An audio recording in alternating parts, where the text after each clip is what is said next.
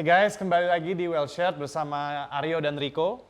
Oke, Bro Rico, mungkin kita balik tadi ke pertanyaan. Sebenarnya tuh sekarang banyak problem apa sih yang terjadi di dalam customer experience dan terutama interaksi dengan ya customer service lah gitu. Mungkin kan lo punya data nih. Iya. Yang paling common itu masalahnya udah masuk tapi nggak di follow up, bro. Itu jadi bisa dibilang dibuka channel komplain komunikasi tapi kosong belakangnya. Nah itu yang penting banget nih, mesti dihindari nih. Jadi kalau misalkan teman-teman di sini udah buka channel berkomunikasi dengan customernya, jangan diabaikan. Itu malah jadi citra buruk. Iya. Lo boleh dikomplain tapi nggak ada respon, itu jadi jelek. Iya. Apapun responnya, apapun follow up-nya, apapun SLA-nya itu harus ada. Iya. Nah gitu. Itu yang gue sendiri sayangkan gitu. Jadi lo buka keran untuk berkomunikasi, tapi Pak, ini cara belinya gimana nih? Nah, nggak ada follow up-nya gitu. Dan customer itu tiba-tiba numpuk dengan pertanyaan, gimana update yang saya beli, bagaimana komplainan saya, bagaimana. Nah itu di situ ada juga gimana cara belinya.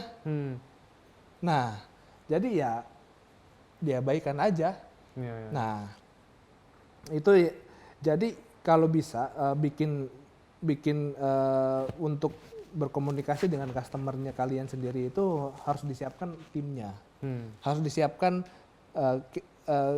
jangan sarananya aja, gitu. Ya entah itu customer service, entah itu tim marketing, entah itu tim sales, entah itu chatbot atau machine learning. Nah atau pastikan semua pertanyaannya ada jawabannya di dalam WhatsApp. Nah itu mesti didesain dulu, mesti dibuat dulu, mesti dilengkapi dulu. Gitu. Jadi jangan pengen punya, abis itu punya, begitu banyak yang masuk bingung. Ini kita mesti apa ya, jawabin satu-satu atau gimana? Iya sih benar. Tapi biasanya kalau orang-orang ini kan kita suka bilang nih FAQ lah ya ibaratnya. FAQ, bisa. FAQ. Paling simpel FAQ. Nah, ini lo kan sebagai pakar nih. Biasanya tuh kalau orang mau belajar untuk setup FAQ tuh biasanya tuh apa sih yang perlu mereka persiapkan ya? Karena kan ini menyangkut ke jawaban-jawaban chatbotnya kan gitu kan. Yang pertama segmentasi. Segmentasi masalah, apakah masalah penjualan, apakah masalah service after sales, apakah masalah komplain, apakah others, maksudnya ya lainnya yang kita sendiri nggak kepikiran. Pertama segmentasi dulu. Jadi segmentasi habis itu kita kecilkan lagi ke yang lebih spesifik. Gitu. Apabila bisa diselesaikan dengan FAQ, akan selesai di situ. Sebelum dibuka sarananya untuk komplain, untuk berkomunikasi dengan customer, siapin dulu timnya, siapin dulu semua jawabannya, dirangkai dulu, dipikirkan semua skenarionya. Nah itu yang perlu benar-benar disiapkan. Jadi bikin paling simpel FAQ 1, 2, 3. Dibuat segmentasi tentang jualan, gimana caranya membeli, tentang bagaimana caranya komplain, bagaimana caranya servis, bagaimana mengajukan garansi. Nah itu dikategoriin, disegmenkan. Habis itu dibuat mudah-mudahan bisa selesai dengan jawaban yang selanjutnya. Apabila tidak bisa disambungkan ke customer service. Nah customer service ini juga harus disiapkan juga timnya. Gitu. Jangan sampai dalam konteks chatting harusnya tidak ada antrian. Harusnya tidak ada antrian. Jadi satu customer service juga bisa langsung melayani 5, mungkin bahkan 10. Gitu. Tapi mungkin memang waktu jawaban pertama pasti dengan bot. Terima kasih telah menghubungi customer service. Nah, habis itu berapa menit bisa menjawab masalah pertanyaan selanjutnya dari masalah si customer itu. Nah itu semuanya mesti disiapin Mas Aryo. Kalau enggak akan jadi backfire untuk si pebisnisnya sendiri gitu. Sayang gitu. Itu sih. Jadi harapannya adalah semua pertanyaan customer itu bisa terjawab dengan baik lah ya. Gitu kan. Dan mungkin sebagai pelaku bisnis, mereka juga harus lebih aware pertanyaannya arahnya mana aja nih yang banyak gitu, dan mereka harus bisa memperfeksioniskan cara menjawab. Gitu, Iya, ya, betul, kan? betul. Oke. Betul. Tapi kalau tips-tips lain yang apa ya untuk meningkatkan relation yang baik nih dengan melalui Wapin atau WhatsApp API ini, apalagi ya selain hanya chatbot gitu, kira-kira yang harus di-improve nih sama pelaku Nah, usaha. customer tuh suka diperhatikan. Nah, jadi Digenit-genitin bed gitu juga boleh kali ya? oh boleh dong. Boleh ya, bagus ya kayaknya. Jadi kayak diperhatikannya tuh contohnya sesimpel Bukan udah makan belum gitu. bukan ya? dong, Bukan ya? kayak ulang tahun dong. Contohnya ulang tahun. Gua kadang-kadang kan terakhir beli handphone gitu, ngisi data, dikasih selamat ulang tahun. Oh gitu? Bahkan teman gua aja lupa ya kan. Oh oke. Bahkan teman gua aja ada yang lupa. Maksudnya mungkin istri udah SOP dong, nggak bisa dong ada reminder. Nah, jadi hal-hal kayak gitu, hal-hal simple kayak gitu, terus misalkan dilihat setiap masuk ke customer service, dilihat oh bapak sudah pembelian ketiga ya sama kita. Oh, aware juga. Oh. Padahal dia baca. Tapi dengan diperhatikan, seolah-olah diperhatikan gimana Pak barang produk kami yang kemarin apakah ada masalah segala macam. Nah, itu tuh bisa dibilang gimmick tapi menyenangkan. Nah, itulah relation yang mesti dibangun. Ya. Gitu loh. Padahal yang tadinya dia mau komplain produk terakhirnya, tapi karena ditanya produk keduanya, oh Mbak, contoh dia sebutlah beli kacamata. Oh yang kedua, pembelian kedua itu udah lama nggak dicuci, mungkin dicuci aja gitu. Kalau dia customer service mobil, Pak mobilnya udah sekian lama nggak di servis loh, gitu. Nah hal-hal kayak gitu tuh mesti dibuat, menurut gue mesti dibuat, mesti direncanakan untuk tetap menjaga hubungan, untuk menjaga hubungan itu. At least pada saat gue beli mobil A, oh besok gue beli mobil A lagi deh, menyenangkan, gue di servisnya. Nah itu yang mesti dibangun bro. Oke. Gitu sih. Oke. Nah, kalau misalnya gua tuh apa ya bahasanya ya? Orang kan suka males pakai chatbot nih, Bro. Misalnya setting up-nya apa? Cara paling praktis saran lo gimana, Bro?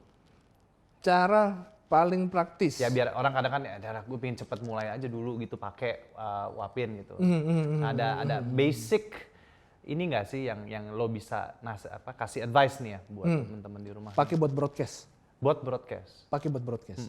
Dan broadcast WhatsApp sekarang udah bisa pakai image. Jadi nggak cuma teks saja. Pakai buat broadcast. Habis itu bikin satu default replay. Default replay. Jadi habis broadcast pada saat dibalas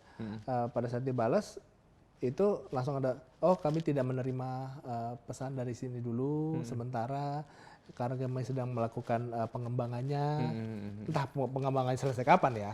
Cuman at least lu memberikan kepastian ke customer lu, jangan hubungin gue lewat sini gitu. Tapi lu bisa pakai langsung buat broadcast. Oke. Gitu. Oke. Dan mungkin nih gue juga penasaran dari tadi gue tuh nanya adalah gue kan lihat nih kalau kita pakai yang namanya API atau chatbot seperti ini misalnya kan pasti ada kelebihan, kekurangan gitu kan. Mungkin kalau dari sekedar sisi kekurangannya tuh biasanya apa nih bro? Maksudnya kan nothing is perfect, but let's talk about kekurangannya nih. Iya. Dari pandangan.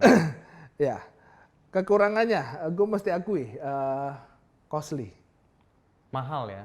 Tapi kan kalau kita spend more to make more kan juga bisa ya. Iya sih. Kan. Cuman costly ini gue mesti kasih tahu, costly ini balik lagi seberapa pentingnya customer Anda di mata Anda gitu loh.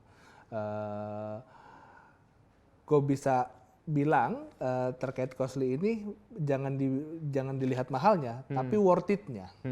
Menurut gue sih kayak gitu ya. Karena untuk simple ya, untuk cara gue ngambil contoh biaya akuisisi. Biaya akuisisi kan ada biayanya, gitu. Berapa harganya biayanya itu? Nah, sebutlah kayak Mas Aryo jualan gelas, biaya akuisisinya untuk targetnya jual 100 gelas, bikin satu pameran di mall. Itu cost. Itu cost. Sebenarnya tinggal dibagi aja berapa target. Oh, berarti saya per gelas biaya akuisisinya adalah sebetulnya 25.000. Tapi gelasnya harganya sebetulnya 500.000, biaya akuisisinya 25.000. Nah, WhatsApp nggak semahal itu sih, nggak semahal itu. Tapi memang kalau dikali banyak memang mahal. Tapi menurut gue itu sangat worth it karena orang akan satisfy, akan happy, di-maintain sama kita. Dia akan beli, apabila dia membutuhkan barang yang sejenis, dia ingetnya itu sama kita. Gitu. Dan nggak semahal itu juga sih sebenarnya. Kalau dibandingkan channel lain tuh kita sebut SMS, email, telepon, apalagi sosial media. Paling lucu sekarang sosial media, bro. Itu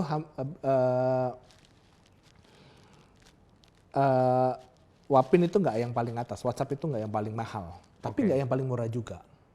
In the middle yang bagus lah biasanya. Iya. Dan engagementnya tuh dapet, bro. Itu yang gue paling seneng sih. Gitu. Jadi selama datanya valid, datanya kualitasnya bagus, lu menetes dari data lu tuh mudah banget pakai WhatsApp. Iya. Gitu. Lu nggak perlu, ini orang ini lu punya 3 varian produk, dia selalu beli nomor 3. Ngapain lu campaign nomor 1, nomor 2? Nggak usah, campaign terus nomor 3 di dia. Iya. Gitu. Baru selip-selipin satu perkenalan baru gitu loh. Menyenangkan sih gue bilang. Dan interaksinya tuh kita bisa lihat. Ada yang diem aja memang ada, tapi ada yang jawab, ada yang nggak suka. Oh, berarti lu mesti maintain tuh nggak suka biar dia tetap di lu. Ya kan? Kayak gitu-gitu tuh penyelamatan pertama tuh penting. Lu tau dari mana informasi dari mana? Dari chat lah. Gitu. Tadi kan udah ngomong kekurangan nih, bro ya. Kalau ya kekurangannya kan pasti kalah sama kelebihannya nih. Nah, secara kelebihan sama benefit nih apa nih yang bisa ditonjolkan nih dari menggunakan ya sistem seperti ini ya buat para pelaku bisnis gitu. Dan mungkin ada sedikit tambahan kan kalau kita ngomong WhatsApp API bisnis ini kan ada beberapa pemain gitu ya. Iya. Kelebihannya Bos Wapin nih apa nih? Oh, kelebihannya Wapin. Nah, penyedia service API WhatsApp di Indonesia memang banyak. Kami nggak seorang lah, sudah pasti. Cuman yang pertama kami ingin tekankan adalah SPE ini adalah perusahaan penyedia teknologi fintech yang kami saat ini tuh memegang 2 sertifikasi compliance. Yang pertama PCI DSS, yang kedua ISO 27001. Oh, PCI DSS kalian udah ada? Ada dong. Susah tuh? Oh iya Pak, susah Pak. Bukan susah Pak, mahal Pak. Mahal, pasti. Itu yang pertama. Jadi tentang keamanan data kami sudah terbiasa. Kami sudah terbiasa dengan menjaga privacy karena kita bermain juga di highly regulated business. Itu yang pertama. Jadi secara compliance kami pasti standar. Satu. Yang kedua dari interaksi kami kepada kliennya kami yang memang mostly tadi saya udah bilang menengah ke atas. Rata-rata yang terutama yang atas itu pasti menggunakan Wapin dengan integrasi. Tim kami 24 jam nemenin. 24 jam kita temenin integrasi. Maksudnya apakah itu kelebihan? At least kita akan fast respon apabila dan komplain ke kami itu 24 jam juga. Secara service SLA kita untuk menjawab itu 1 menit. Nggak mungkin gue cerita kayak tadi semuanya, tapi gue nggak melakukannya. Karena memang tim kami 24 jam ready untuk mendampingi semua calon klien. Nah, dan SLA kami juga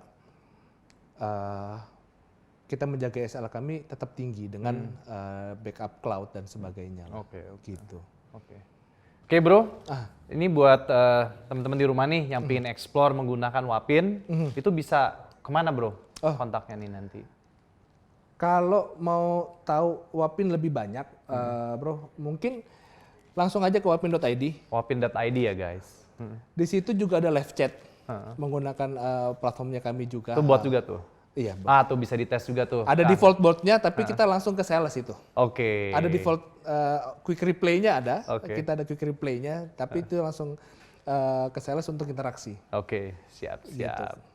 Oke guys, kalau gitu jangan lupa kalau mau coba-coba Wapin langsung aja ke wapin.id.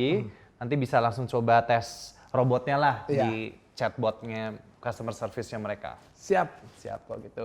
Oke bro, kalau gitu. Thank you. Thank you udah ada di sini. Okay. Mungkin buat teman-teman nanti yang ingin belajar lebih banyak tentang Wapin, silakan langsung kontak Wapinnya, nanti bisa langsung ngobrol lah ya. Iya, bisa langsung belajar. Oke, kalau gitu guys, thank you. Sampai jumpa di sesi kita berikutnya. Thank you Bye-bye. guys.